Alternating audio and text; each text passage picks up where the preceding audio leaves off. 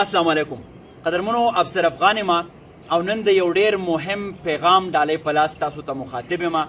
هغه قامونه چې په خپله ژبه ننګ نه کوي هغه قامونه به همیش وي په زوال صاحبه.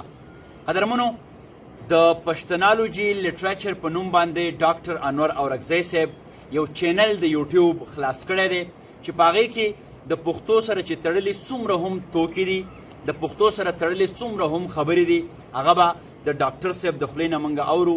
ډاکټر انور اورکزی صاحب خپل یو بیکګراوند لري، د پی ایچ ډي سکالر دی، په تیره زمونږ په مورنۍ ژبه پښتو باندې ډېر لوی کمانډ دی.